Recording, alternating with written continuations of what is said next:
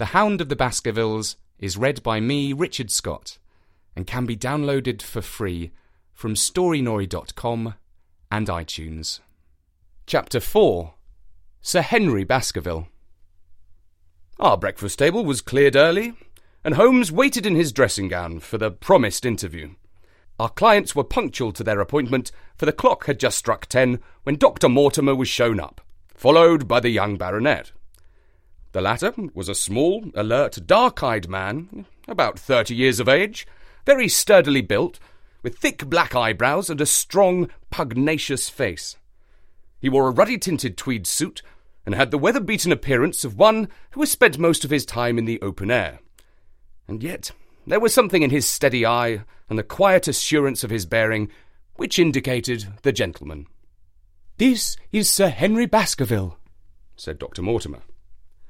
"Why, yes," said he. "And the strange thing is, Mr. Sherlock Holmes, that if my friend here had not proposed coming round to you this morning, I should have come here of my own accord. I understand that you think out little puzzles, and I've had one this morning which wants more thinking out than I'm able to give it." "Pray take a seat, Sir Henry. Do I understand you to say that you have yourself had some remarkable experience since arriving in London?" "Nothing of much importance, Mr. Holmes. Only a joke as like as not. It was this letter, if you can call it a letter, which reached me this morning." He laid an envelope upon the table, and we all bent over it. It was of common quality, greyish in colour. The address, Sir Henry Baskerville, Northumberland Hotel, was printed in rough characters, the postmark Charing Cross, and the date of posting the preceding evening. "Who knew that you were going to the Northumberland Hotel?" asked Holmes, glancing keenly at our visitor. "No one could have known. We only decided after I met Dr. Mortimer." "But Dr. Mortimer was no doubt already stopping there." "No, I had been staying with a friend," said the doctor. "There was no possible indication that we intended to go to this hotel." Someone seems to be very deeply interested in your movements." Out of the envelope, he took a half sheet of foolscap paper folded into 4. This he opened and spread flat upon the table. Across the middle of it, a single sentence had been formed by the expedient of pasting printed words upon it. It ran, "As you value your life or your reason, keep away from the moor." The word moor was only printed in ink. "Now," said Henry Baskerville, "perhaps you will tell me, Mr. Holmes, what in thunder is the meaning of that, and who it is that takes so much interest in my affairs?" "What do you make of it, Dr. Mortimer? You must allow that there is nothing supernatural about this, at any rate?" "No, sir, but it might very well come from someone who was convinced that the business is supernatural." "What business?" asked Sir Henry sharply. "It seems to me that all you gentlemen know a great deal more than I do about my own affairs." "You shall share our knowledge before you leave this room, Sir Henry, I promise you that," said Sherlock Holmes. "We will confine ourselves for the present, with your permission, to this very interesting document, which must have been put together and posted yesterday evening. Have you yesterday's Times, Watson?" It is here in the corner." "Might I trouble you for it? The inside page, please, with the leading articles." He glanced swiftly over it, running his eyes up and down the columns.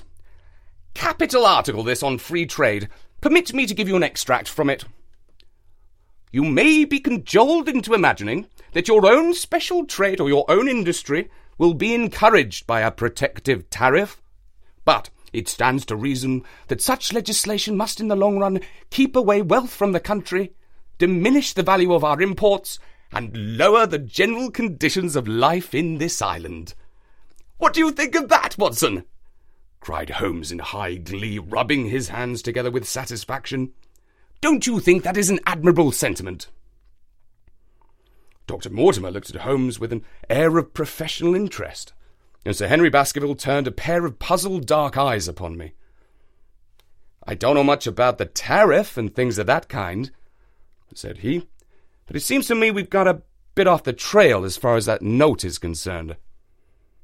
"On the contrary, I think we're particularly hot upon the trail, Sir Henry. Watson here knows more about my methods than you do, but I fear that even he has not quite grasped the significance of this sentence. No, I confess that I see no connection.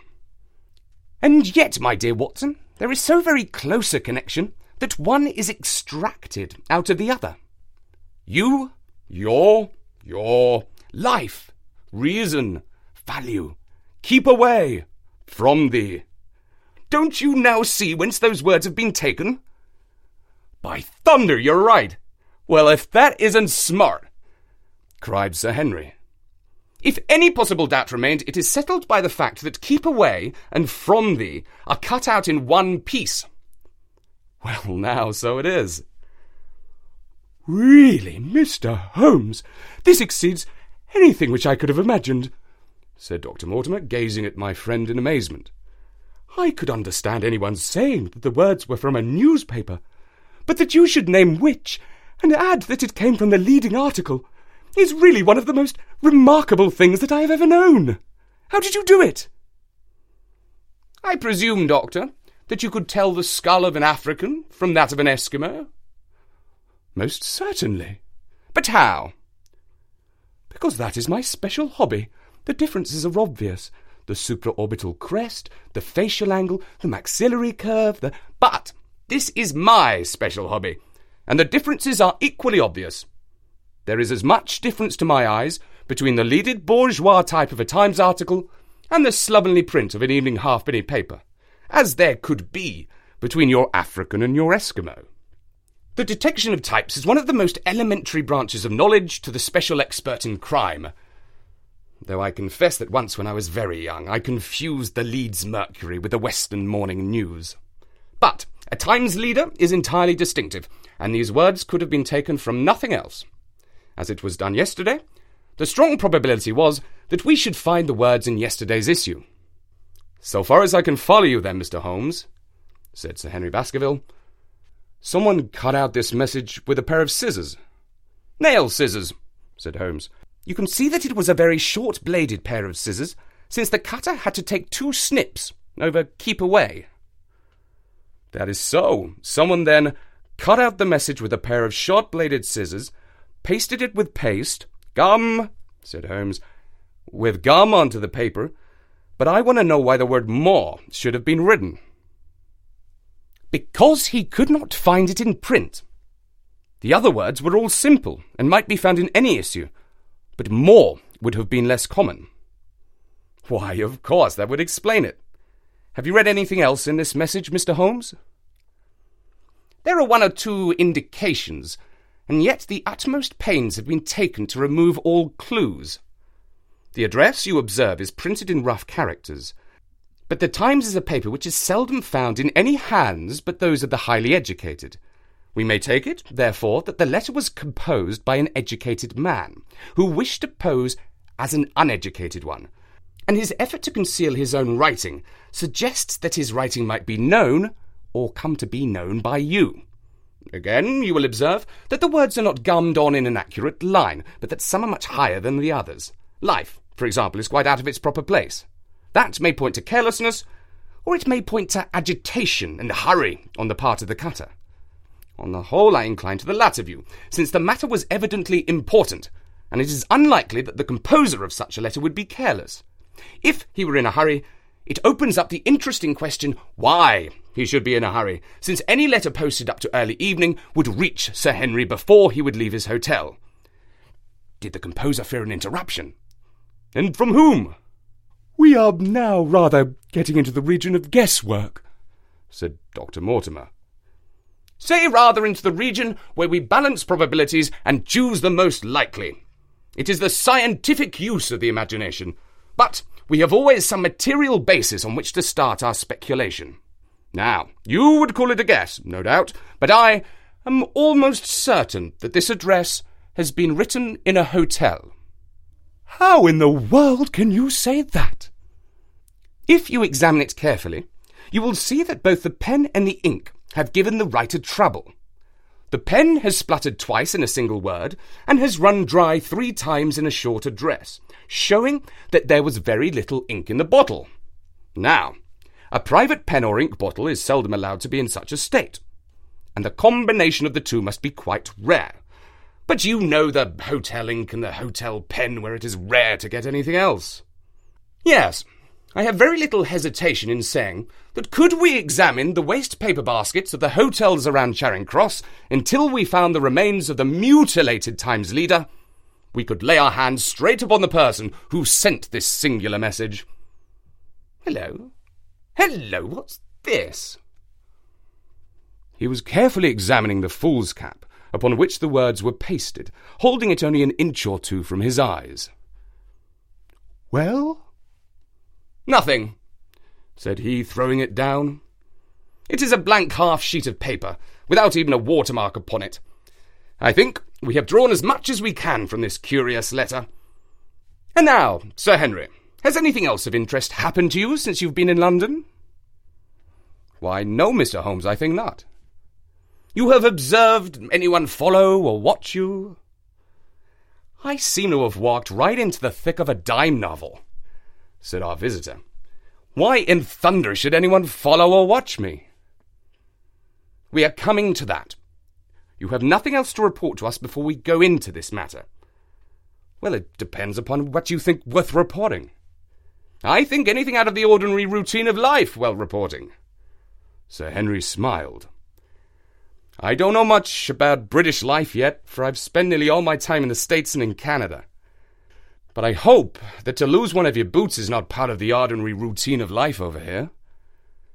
You've lost one of your boots.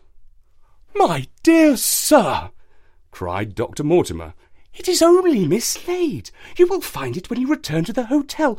What is the use of troubling Mr. Holmes with such a trifle? Well, he asked me for anything outside the ordinary routine. Exactly, said Holmes, however foolish the incident may seem. You have lost one of your boots, you say? Well, mislaid it, anyhow. I put them both outside my door last night, and there was only one in the morning. I could get no sense out of the chap who cleans them. The worst of it is that I only bought the pair last night in the Strand, and I've never had them on. If you have never worn them, why did you put them out to be cleaned? They were tan boots and had never been varnished. That was why I put them out. Then I understand that on your arrival in London yesterday, you went out at once and bought a pair of boots. I did a good deal of shopping. Dr. Mortimer here went around with me. You see, if I'm going to be a squire down there, I must dress the part. And it may be that I have got a little careless in my ways out west. Among other things, I bought these brown boots. Gave $6 for them. And had one stolen before ever I had them on my feet. It seems a singularly useless thing to steal, said Sherlock Holmes. I confess that I share Dr. Mortimer's belief that it will not be long before the missing boot is found. And now, gentlemen, said the baronet with decision, it seems to me that I have spoken quite enough about the little thing that I know. It is time that you kept your promise and gave me a full account of what we're all driving at. Your request is a very reasonable one, Holmes answered. Dr. Mortimer, I think you could do no better than to tell your story as you told it to us. Thus encouraged, our scientific friend drew his papers from his pocket and presented the whole case as he had done upon the morning before. Sir Henry Baskerville listened with the deepest attention and with an occasional exclamation of surprise. Well, I seem to have come into an inheritance with a vengeance, said he when the long narrative was finished. Of course, I've heard of the hound ever since I was in the nursery. It's the pet story of the family, though I never thought of taking it seriously before. But as to my uncle's death, it all seems to be boiling up in my head, and I can't get it clear yet. You don't seem to have quite made up your mind whether it's a case for a policeman or a clergyman. Precisely. And now there's this affair of the letter to me at the hotel. I suppose that fits into its place. It seems to show that someone knows more than we do about what goes on upon the moor, said Dr. Mortimer. And also, said Holmes, that someone is not ill-disposed towards you, since they warn you of danger. Or it may be that they wish for their own purposes to scare me away. Well, of course, that is possible also. I am very much indebted to you, Dr. Mortimer, for introducing me to a problem which presents several interesting alternatives. But the practical point, which we now have to decide, Sir Henry, is whether it is or is not advisable for you to go to Baskerville Hall. Why should I not go? There seems to be danger. Do you mean danger from this family fiend, or do you mean danger from human beings? Well, that is what we have to find out. Whichever it is, my answer is fixed. There is no devil in hell, Mr. Holmes, and there is no man upon earth who can prevent me from going to the home of my own people, and you may take that to be my final answer. His dark brows knitted and his face flushed to a dusky red as he spoke. It was evident that the fiery temper of the Baskervilles was not extinct in this their last representative. Meanwhile, said he, I have hardly had time to think over all that you've told me. It is a big thing for a man to have to understand and to decide at one sitting. I should like to have a quiet hour by myself to make up my mind. Now look here, Mr. Holmes. It's 11:30 now, and I'm going back right away to my hotel. Suppose you and your friend, Dr. Watson, come round and lunch with us at 2. I'll be able to tell you more clearly then how this thing strikes me. Is that convenient to you, Watson? Perfectly. Then you may expect us. Shall I have a cab called? I'd prefer to walk, for this affair has flurried me rather. I'll join you in a walk with pleasure, said his companion. Then we meet again at 2 o'clock. Au revoir, and good morning. We heard the steps of our visitors descend the stair and the bang of the front door. In an instant, Holmes had changed from the languid dreamer to the man of action. Your hat and boots, Watson, quick! Not a moment to lose! He rushed into his room in his dressing gown, and was back again in a few seconds in a frock coat. We hurried together down the stairs and into the street. Dr. Mortimer and Baskerville were still visible about 200 yards ahead of us in the direction of Oxford Street. Shall I run and stop them? Not for the world, my dear Watson. I am perfectly satisfied with your company, if you will tolerate mine. Our friends are wise, for it certainly is a very fine morning for a walk. He quickened his pace until we had decreased the distance which divided us by about half.